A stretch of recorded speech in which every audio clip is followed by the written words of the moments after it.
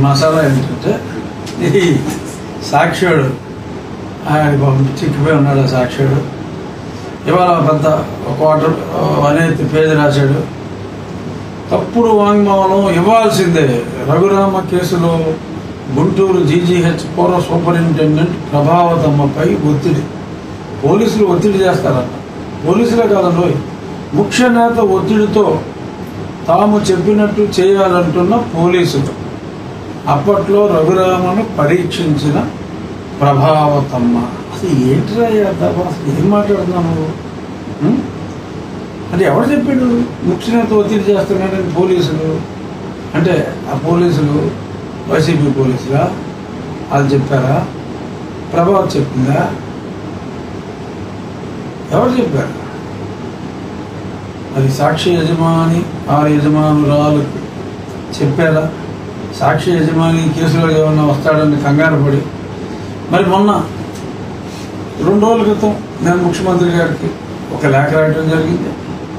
ఎందుకంటే పివి సునీల్ కుమార్ అనే ఒక అధికారి ఎవరైతే మరి దగ్గరుండి ఈ క్రతువుని నిర్వహించాడో, ఈ క్రతువుని ఎక్కడో ప్యాలెస్లో కూర్చున్న ఆ ఋత్విక్కుడికి వీక్షించే మరి అవకాశం కల్పించాడో, మరి అతని గురించి పేపర్లో వచ్చింది. వస్తే తను వార్నింగ్ ఇచ్చాడు. ఈనాడికి కూడా ఇండైరెక్ట్గా నాకు ఏంటంటే 10 సంవత్సరాల తర్వాత అయినా కూడా ఇది నిరూపించకపోతే కేసులు వేసేస్తాను. ఇంత కేసులు వేసే అవసరం రాదమ్మా. పివి సునీల్ కుమార్ నాకు పెద్ద ట్వీట్లు మీకులాగా భయంకరంగా పెట్టేసి అలవాటు లేదు. బట్ మీడియా ముఖ్యంగా చెప్తున్నా, అవకాశం ఈ కేసు ప్రూవ్ అవ్వకపోయే అవకాశం, ప్రూవ్ అవ్వని పక్షంలో మా మీద కేసు పెట్టే అవకాశం రాదమ్మా. సునీల్ కుమార్ రాదు. ఎందుకు అంటే అక్కడ అన్ని సాక్ష్యాలు ఉన్నట్టుగా మరి ఈనాడులో వచ్చిందంటే అది అబద్ధమయ్యే అవకాశం లేదు. ఏదైనా నిర్ధారించుకుని వాళ్ళు రాస్తారు. మరి ఇప్పుడు మరి ఈవిడ మహతల్లి ప్రభావతమ్మ, ఆవిడ తీవ్రంగా ప్రభావితమైంది ఈ పివి సునీల్ కుమార్ వలన. నెక్స్ట్ డే హాస్పిటల్కి వెళ్ళాడు. కోర్టు 12ంటికి రిపోర్ట్ ఇవ్వమంటే ఆ ఒరిజినల్ రిపోర్ట్ చూసి అడ్లిపోయి మారుతావా సస్తావా అని చెప్పి ఇంకెవరిద్దరు రెడ్లు ఉన్నారు, జగన్మోహన్ రెడ్డి మెడికల్ కౌన్సిల్కి దానికి వేసిన 2 రెడ్లు. అక్కడ ఆ లోకల్ రాజకీయ నాయకుడు ఒకడు, అప్పట్లో వైసీపీలో ఉన్న రాజకీయ నాయకుడు మరి ఆ ప్రభావతమ్మ భర్త మీద కూడా ప్రెషర్ పెట్టి ఇలా రకరకాలుగా ప్రలోభ పెట్టి ఓ దొంగ రిపోర్ట్ పెట్టారు. ఇప్పటికీ కూడా నా జైలు సూపరింటెండెంట్ రాసింది కూడా క్లియర్గానే ఉంది. నాకు పెయిన్ కిల్లర్స్ ఇచ్చాడు. ఎందుకంటే ఉట్టి ఎడిమా అయితే ఉట్టి ఎడిమాకి పెయిన్ ఉండదమ్మా. సో పెయిన్ కిల్లర్లు కూడా మరి అతను నాకు ఇచ్చాడు. ఆ రిపోర్ట్లో ఇది కూడా రాసుకున్నాడు. అన్ని రిపోర్ట్లు ఉన్నాయి, అక్కడ ఒరిజినల్ రిపోర్ట్లు ఉన్నాయి. డాక్టర్లు చెప్పారు. ఆ డాక్టర్లు బెదిరిస్తున్నాడు పివి సునీల్ కుమార్. ఏంటంటే ఇదిగో ఒకసారి ఇలా చెప్పాక మళ్ళీ మీరు ఇంకోలాగంటే సర్టిఫికేట్లు పోతారు అని చెప్పి ఆగిపోవాలి. అసలు ఏ పోలీసు ఎటువంటి స్టేట్మెంట్ ఇవ్వలేదు అన్నాడు. అది ఇతనికి ఎలా తెలుసు ఏ పోలీసు ఎటువంటి స్టేట్మెంట్ ఇవ్వలేదు? అంటే ఇంకా పోలీసులతో రెగ్యులర్గా టచ్లో ఉన్నాడు. అసలు ఇతనే విజయపాలను దాచాడని కూడా అంటున్నాడు. ఎక్కడ దాచాడు? సో పోలీసులు బెదిరించడం, ఆ పోలీసులు చెప్పలేదంటాం. మరి గూగుల్ టేక్అవుట్లు ఇవన్నీ 6 నెలలు ఉంటాయమ్మా. 6 నెలలు దాటితే ఉండమంటున్నాడు. ఎవడు చెప్పాడు? ఐపీఎస్ ఎలా పాస్ అయ్యాడో కూడా నాకు తెలియదు. వివేకానంద రెడ్డి గారి కేసులో దొరికేలా ఎన్నాళ్ళైంది? వివేకానంద గారి కేసు అయ్యి బ్రో ఎలక్షన్ టైంలో ఏదో బెనిఫిట్ కోసం మరి ఎవరు చెప్పారో అందరికీ తెలుసు ఆయన్ని. మరి అది ఎన్నాళ్ళకి 3 ఏళ్ళ తర్వాత దొరికినాయి ఆ గూగుల్ టేక్అవుట్లు. మరి ఎందుకు దొరకవు? 6 నెలల తర్వాత దొరకమంటే వివేకానంద రెడ్డి కేసులో ఆ దొరికినాయి అన్నీ ఏదో ఇన్ఫర్మేషన్ కాదని చెప్తున్నాడా సునీల్ కుమార్ గారు? ఎందుకు మాట్లాడు? అసలు ఏమన్నా ఇలా బరి తగ్గించి మాట్లాడితే మరి ప్రభుత్వం ఎందుకు చూస్తూ ఊరుకుంటుందో నాకు తెలియదు. He shall be arrested immediately. ఈ రకంగా భయపెడుతూ గతంలోనే సునీల్ కుమార్ ఇచ్చిన స్టేట్మెంట్ని ఎప్పుడో 7-8 నెలల క్రితం ఇచ్చాడు అతను. ఇవాళ ఈ పేపర్లో రాశారు. ఏం చెప్పాడంటే అప్పుడు మా ప్రభావతి బ్రహ్మాండమైన రిపోర్ట్ ఇచ్చింది, అసలు బ్రహ్మాండంగా ఉన్నాడు రాజుగారిని ఇచ్చింది. మరి జైల్లో పెట్టిన తర్వాత జైల్లో అయినా రాజుగారు కొట్టేసుకుని ఉండాలి. మరి జైలుకి వెళ్ళినప్పుడే మరి క్లియర్గా అందరూ చూశారు కదా. జైలుకి వెళ్ళక ముందే మరి ముందు రోజు నేను నీ పోలీసుడు దిలీప్ కుమార్ ఎయిడ్స్ వచ్చి చచ్చిన దిలీప్ కుమార్ నన్ను మ్యాజిస్ట్రేట్ దగ్గరికి తీసుకెళ్ళినప్పుడే మరి నా కాళ్ళ ఫోటోలన్నీ అందరూ తీయటం జరిగింది కదా. ఆ మ్యాజిస్ట్రేట్ గారు చూసే కదా 2 హాస్పిటల్కి పంపాలని చెప్పింది. ఏ ఇబ్బంది లేకపోతే 2 హాస్పిటల్స్కి పంపాలని చెప్పి ఆ మ్యాజిస్ట్రేట్ గారు ఎందుకంటారు? అది చూసే కదా మ్యాజిస్ట్రేట్ చెప్పింది. మరి ఏమి ఆ ప్రభావతమ్మ కనపడలేదా? గైనకాలజిస్ట్ ప్రభావతమ్మకి.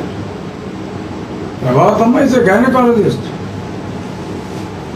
నేను మగోడిని, నా కడుపు వచ్చిందో లేదో చూద్దా ఆవిడ, కడుపు వద్దా నాకు? ఆర్థోపెడిషియన్ ఇంకా వేరే వాళ్ళని సంబంధించిన వాళ్ళని చూడమన్నారు తప్ప కోర్టు గైనకాలజిస్ట్ని చూడమల్లా నా గర్భం గురించి. Just she is happens to be superintendent. So ఆ రిపోర్టు ఇలా వస్తే నువ్వు వెళ్ళి మ్యానిపులేట్ చేసుకున్నావు. ఇంకోటి ఏం రాశాడు అప్పుడు సునీల్ మాట్లాడింది ఈ సాక్షుడు, లేదా జైల్లో కాకుండా మరి మిలిటరీ హాస్పిటల్కి వెళ్ళినప్పుడు ప్రభుత్వ వాహనంలో వెళ్ళాలి, ప్రభుత్వ వాహనంలో వెళ్లకుండా ఆయన సొంత వాహనంలో వెళ్ళాడు, ఆ కారులో కొట్టేసుకుని ఉండొచ్చు కదా అని కూడా ఒక తొక్కడ ఆర్గ్యుమెంట్ తీసుకొచ్చాడు. ఈ మూర్ఖులకి సొంఠాలకి తెలియదు ఏంటంటే నేను అక్కడి నుంచి అసలు నన్ను ప్రభుత్వ వాహనంలో పోలీసు వాహనంలో వెళ్ళమని అసలు చెప్పలా కోర్టు. ఈ ఎదవలు నన్ను చంపుతారు, ఈ పోరంబోకి ఎదవలు నన్ను చంపుతారని చెప్పి కోర్టు పసిగట్టినట్టుగా ఉంది. విత్ మై ఓన్ సెక్యూరిటీ వెళ్ళాలి అని చెప్పి కూడా చెప్పడం జరిగింది. అయినప్పటికీ కూడా రాష్ట్ర ప్రభుత్వ పోలీస్ ఏఆర్ ఎస్ఐ గారిని నేను ఆ వెహికల్లో తీసుకుని వెళ్ళడం జరిగింది. లేదంటే ఆ వెహికల్కి యాక్సిడెంట్ చేసి లేపేసేవాడు జగన్మోహన్ రెడ్డి. అమ్మిరెడ్డి అని ఒక పనికి మనలో ఉన్నాడు అప్పుడు. ఇక్కడ స్లోగా వెళ్ళండి మాకారద్దు ఏదో తుఫాన్ అని చెప్పి పేరు. ఆ తుఫాను ఒక 60 కిలోమీటర్ల కన్నా వెళ్ళిసేవాళ్ళు. ఆ తుఫాన్లో పడుకోబెట్టి అసలు ముందే రాత్రి 11:40కో 11:50కో వదలమన్నాడు జగన్మోహన్ రెడ్డి. ఈలోపు దారిలో చూసుకోవచ్చు అన్నట్టు. బట్ కోర్టు ఇమీడియట్గా హాస్పిటల్కి తరలించమని చెప్పినందువల్ల అక్కడ ఈ పిచ్చి గేమ్స్ ప్లే చేయటం కుదరలా. సో వీళ్ళు ఎన్ని ట్రిక్కులు వేసినా అన్ని ఎవిడెన్స్లు అడ్డంగా వాళ్ళు దొరికారు. చంపాలని చూసింది పచ్చి నిజం, చితక్కొట్టింది పచ్చి నిజం, చూపెట్టింది పచ్చి నిజం, చూసినోడు పచ్చి నిజం. అన్నీ నిజాలే. కానీ దాన్ని కవర్ చేసుకోవడానికి అప్పుడు సునీల్ కుమార్ చెప్పిందని ఈ పేపర్లో ఈ రకంగా ఈ సాక్షి వెధవ ఇలాగా మరి రాయటం ఏమున్నా సరే ఆ సాక్షిలో తప్పుడు వాంగ్మూలం ఇవ్వాల్సింది. అంటే 164 స్టేట్మెంట్ ఇవ్వాలని పట్టుబడుతున్నారు. అంటే బహుశా she must have given 161 statement. అది కంగారు ఇప్పుడు తోడు ఊడిపోద్ది. ఆ చూసినోడికి చూపెట్టినోడికి బ్యాండ్ బజే భారత్. అందుకని చెప్పి ఈలో ముందే పేపర్లో ఏమవుతుంది నువ్వు రాసుకుంటే ఏమవుతుంది. డెఫినెట్గా 164 స్టేట్మెంట్ ఇవ్వాలని అడిగారు అంటే బహుశా 161 నుండి ఉంటుంది. చాలు. 161 statement is more than adequate. Again I'm demanding ఈ రకంగా తప్పుడు రాతలు సాక్షి యాజమాన్యం ఇన్వాల్వ్ ఇందులో. అందుకని సాక్షివాడు ఏదో రాసుకుంటాడు. రాయించింది ఎవడు దీని వెనకాల అంటే అసలు పోలీసులు అడుగుతున్నారని చెప్పి వీడికి ఎవడు చెప్పాడు? దీని వెనక ముఖ్య నేత వద్దురా. నేను మొత్తుకుంటున్నాను తొందరగా కేసు తేల్చండి రా బాబు. ముఖ్య నేత ఒత్తిడి ఉంటే ఎప్పుడో 3 నెలల క్రితం వేసేసేవారు వీళ్ళందరినీ. ముఖ్య నేత ఒత్తిడి ఉంటే 3 నెలల ముందు వేసేవారమ్మా. సునీల్ కుమార్ ఆయన ఏది జరిగినా ఒక పద్ధతి ప్రకారం జరగాలి, అంత నీట్గా సిస్టమ్ ప్రకారం వెళ్ళాలని టోటలీ నాన్ ఇంటర్ఫియరింగ్ టైప్ కాబట్టి ఎటువంటి కక్షపూరితంగా కూడా ఎప్పుడు వ్యవహరించిన వ్యక్తి కాబట్టి ఆయన ఉత్తమ సంస్కారి కాబట్టి ఈ case let it take its own course అని చెప్పి ఆయన ఇందులో ఏమాత్రం ఇంటర్ఫియర్ అవ్వలేదు కాబట్టి ఇంత ఆలస్యమైంది. అసలు ఆయన ఇన్వాల్వ్ అయ్యి ఉంటే ఈ సునీల్ కుమార్ని ఎప్పుడూ అరెస్ట్ చేసేవారు. ఇన్వాల్వ్ అయ్యి ఉంటే అవలా దాన్ని లీనియన్స్గా తీసుకుని ఇది ఏదో ఇష్టం వచ్చినట్టు ఒక పేరా చదువుతా. గతంలో ఇచ్చిన వైద్య నివేదికకు విరుద్ధంగా మేము చెప్పినట్టు ఇప్పుడు వాంగ్మూలం ఇవ్వాలి, లేకపోతే పరిణామాలు తీవ్రంగా ఉంటాయి అంటూ గుంటూరు జీజీహెచ్ పౌర సూపరింటెండెంట్తో పాటు పలువురు వైద్య అధికారులను వేధిస్తున్న తీరు వైద్య వర్గాలను ఆందోళనకు గురి చేస్తుంది. అన్మర్థంగా ప్రభుత్వ ముఖ్య నేత ఒత్తిడితోనే పోలీసులు బరి తెగించారు, సమాజంలో విద్వేషాలు రెచ్చగొట్టి శాంతి భద్రతలకు విఘాతం కలిగిస్తున్నారనే కేసులో మాజీ ఎంపీ, ప్రస్తుత ఉండి ఎమ్మెల్యే టీడీపీ రఘురామకృష్ణరాజును గతంలో సిఐడి అధికారులు అరెస్ట్ చేసి విచారించిన విషయం తెలిసింది. నాటి సిఐడి అధికారులు తనను శారీరకంగా హింసించారని రఘురామ ఫిర్యాదు చేశారు. అయితే రఘురామను పోలీసులు విచారించిన తర్వాత ఆయన అరెస్ట్ చేసే ముందు అప్పుడు జీజీహెచ్ సూపరింటెండెంట్ ప్రభావతమ్మ నేతృత్వంలో వైద్యులు పరీక్షించారు. ఆయన శరీరంపై ఎలాంటి గాయాలు, హింసించినట్టు ఆధారాలు లేవని నివేదించారు. అదే కదమ్మా గొడవ, మీరు మేనేజ్ చేసి దుబ్బారని. సుప్రీంకోర్టుకి వెళ్ళినా ఫలితం లేకపోతే ఏమైంది? సుప్రీంకోర్టు ఈ గాయాలు చూసే నాకు బెయిల్ ఇచ్చారు. ఇల్నెస్ ఫెలోస్ ఆ మాత్రం కామన్ సెన్స్ లేదా? గాయాలు ఉన్నాయని కన్ఫర్మ్ చేశారుగా మిలిటరీ హాస్పిటల్ రిపోర్టు, ఫలితం లేకపోవడం ఏంటి? రాష్ట్రంలో చంద్రబాబు అధికారంలోకి రాగానే రఘురామ ఆనాటి సిఐడి అధికారులపై మరోసారి పోలీసులు ఫిర్యాదు చేశారు. ఆ వెంటనే గుంటూరు పోలీసులు కేసు నమోదు చేశారు. నువ్వు ఉన్నప్పుడు ఇచ్చుంటే, జగన్మోహన్ రెడ్డి ఉన్నప్పుడు, సునీల్ కుమార్ ఉన్నప్పుడు ఇచ్చుంటే ఏమయ్యేది? Case close, Prabhat correct report ఇచ్చిందని అనేవారు. మమ్మల్ని నమ్ముతాడు రా బాబు. అసలు నన్ను వేసేసింది, చెతకొట్టింది, వేయాలని చూసింది మీరైతే ముఖ్యమంత్రి. మీరందరూ కుమ్మక్కైపోయాయంటే అప్పుడు ముఖ్యమంత్రి మీ దగ్గరికి వచ్చి కంప్లైంట్ ఇస్తారా? ప్రభుత్వం అన్ని ఇచ్చారంటారా? నేను అప్పుడే సిబిఐకి ఇమ్మని చెప్పి పోరాడా. సంవత్సరం తర్వాత సుప్రీంకోర్టు, హైకోర్టుకి వెళ్ళమన్నా. ఇక్కడ రాకుండా మరి ఎలాగైందో నాకు తెలియదు. సంవత్సరం అలా వాయిదా లేకపోతే సిబిఐలు వస్తారు, మేము బిజీగా ఉన్నామంటారు. వీళ్ళు వస్తారు, మా కొన్ని టైం కావాలంటారు. అలా 12 నెలల నుంచి జరిగింది. ఈలోపు జగన్ ప్రభుత్వం పడిపోయింది. తర్వాత మరప్పుడు స్వచ్ఛమైన ప్రభుత్వం వచ్చింది కాబట్టి, నిష్పక్షపాతంగా వ్యవహరించే ముఖ్యమంత్రి గారు వచ్చారు కాబట్టి ఎస్ నేను కంప్లైంట్ ఇవ్వటం. ఇప్పుడు కూడా ఇమీడియట్గా నాదే ఎఫ్ఐఆర్ అవ్వాలి, 30 రోజుల్లో అవ్వాలి. సో 30 రోజులు అయింది. అది అదేమి ముఖ్యనేత ఏమి ఒత్తిడి అలాంటివి ఏమి లేవు. అక్కడ ప్రొసీజర్ ప్రకారం జరిగిందంత. నెల రోజుల తర్వాత అయింది. తర్వాత ఇదిగో ఈ 3 నెలలకి ఒక షేప్కి వచ్చింది. అదే జగన్మోహన్ రెడ్డి అయితే ఏం చేస్తున్నాడు? ఆ కాదంబరి కేసులో ఏం చేశాడు? రే ముందు మీరు టికెట్లు కొనుక్కుని బొంబాయి వెళ్ళిపోండిరా, ఈరోజు మీరు ఇక్కడ ఇది రెడీ చేసుకోండి, దాన్ని వేసుకొచ్చేయండి. మళ్ళీ ఆ అమ్మాయి మీద అక్కడ ఆవిడమో మోసం చేసింది, అక్కడ ఏదో ఊళ్ళో. వీడికి ఏంటంటే సంబంధం? ఏదో ఊళ్ళో కాదంబరి ఎవరినో మోసం చేస్తే ఎలా సాక్షి? నీకు ఏంట్రా సంబంధం? ఇక్కడ ఆ అమ్మాయి గురించి మాట్లాడడానికి ఇక్కడ అది అవసరమా? మీరు చేసిన ఏదో పనులు రాయకుండా మళ్ళీ అభియోగాలు ఏంటి? ఎవడో కంప్లైంట్ ఇస్తాడా? కంప్లైంట్ ఇస్తే అది ప్రూవ్ అయ్యేదాకా ఆ అమ్మాయి గురించి నువ్వు ఎందుకు మాట్లాడాలి? ఈ పేపర్లో ఎందుకు రాయాలి? కొన్ని వీళ్ళందరూ ఇచ్చింది రాంగ్ స్టేట్మెంట్లా? ఎఫ్ఐఆర్ అవ్వకుండానే నువ్వు టికెట్లు కొనేస్తావా? దాని గురించి రాయవా నీ తొక్కడా పేపర్లో? వేసుకొచ్చేసి రకరకాలుగా అన్ని రకాలుగా వాళ్ళని వేధిస్తారా? అదేమి రాయరా? మళ్ళీ ఇంకెవడో పంజాబ్లో ఎవడో సింగు, అమిత్ సింగ్ ఎవడో సింగు కంప్లైంట్ ఇచ్చాడని ఆ పంజాబ్ న్యూస్ నీకు ఎవరు చెప్పాడు? ఆ పంజాబ్లో ఎవడో దిక్కుమాలినోడు కంప్లైంట్ ఇస్తాడు. అది ప్రూవ్ అయ్యేదాకా అది నేరస్తుడు అని చెప్పి అనడానికి లేదు. మరి నువ్వు ఎలాగైనా వేస్తున్నావు? నేను ఇప్పుడు సునీల్ కుమార్ నిందితుడే అంటున్నా, నేరస్తుడు అనలేదా? ఇంకా మరి అంత చక్కగా మేము భాష ప్రయోగిస్తూ ఉంటే ఒడుగు చెప్పి మాట్లాడేస్తారేంటి? ఇంకోటి ఇందాక చెప్పా, సునీల్ కుమార్ నీకు అవకాశం రాదమ్మా అని. ఒకటి కేసులో ప్రూవ్ అవుద్ది, రెండు అతను case పెడతానికి అనర్హుడు. By virtue of his conduct, he has proven himself through enough videos that he is a Christian. చెప్తున్నాను, మళ్ళీ చెప్తున్నా, ఇందులో ఏం కాంట్రవర్సీ లేదు. 2023లో ఖమ్మంలో ఇలాగే జరిగితే క్రిస్టియన్ సర్టిఫికెట్, ఎస్సీ సర్టిఫికెట్ రద్దు చేసి వారికి పెనాల్టీ విధించడం జరిగింది ఖమ్మంలో. అలాగే మొన్న ఆగస్టులో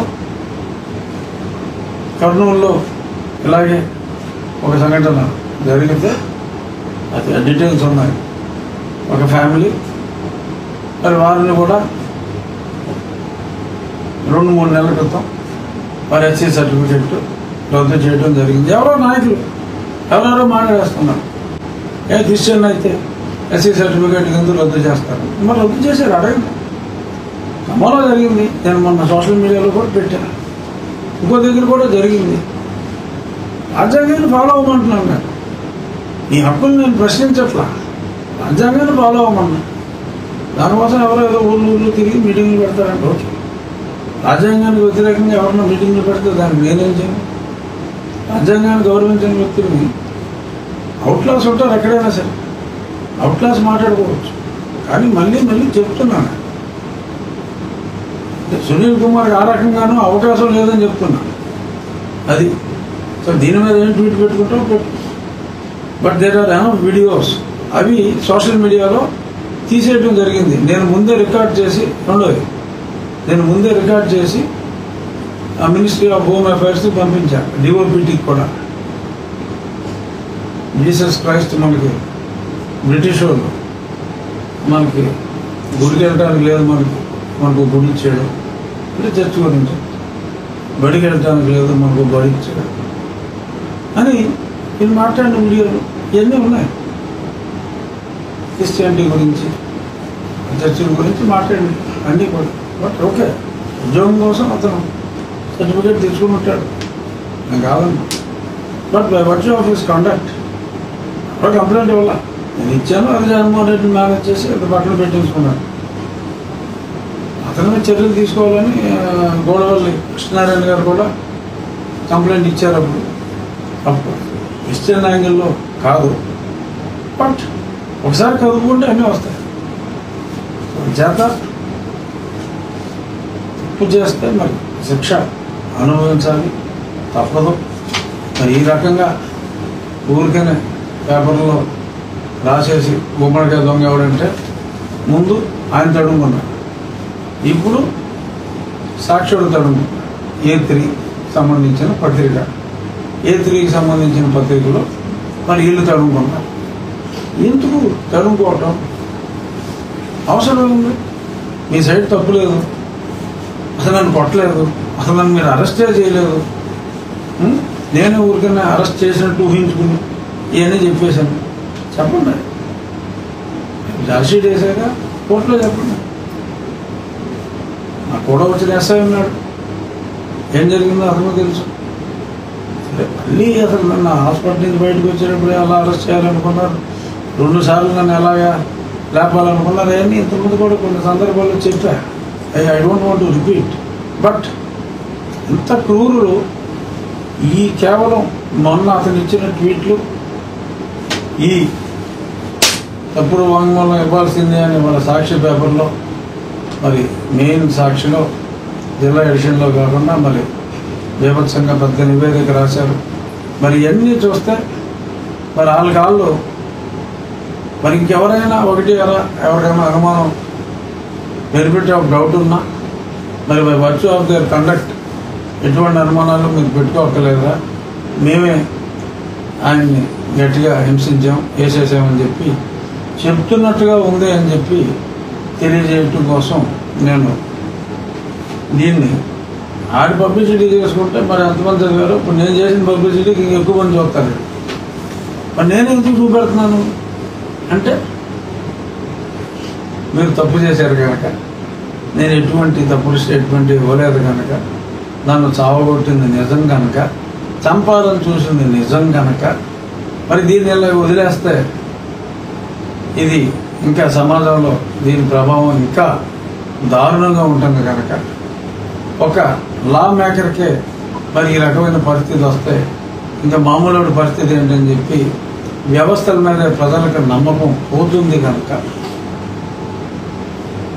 న్యాయ వ్యవస్థ మీద నమ్మకంతో సరే మరి గతంలో తప్పుడు దారిలో వెళ్ళినా సరే పోలీసు వ్యవస్థ అనేది ముఖ్యమైన వ్యవస్థ, తప్పు జరిగిన వాళ్ళు సరి చేసుకుంటారు అనే నమ్మకంతో పోలీస్ కంప్లైంట్ ఇచ్చి ఒక పక్క పోలీసు వ్యవస్థ మీద నమ్మకం ఉండేలాగా, న్యాయ వ్యవస్థ మీద నమ్మకం ఉండేలాగా ఈ అన్నింటి కోసం నేను ఈ పోరాటం చేస్తున్నాను.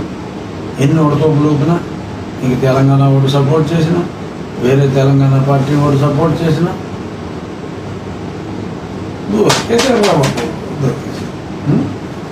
దొరికేశారు. అది లెక్క. ప్రశ్నలు ఉన్నాయా? నెక్స్ట్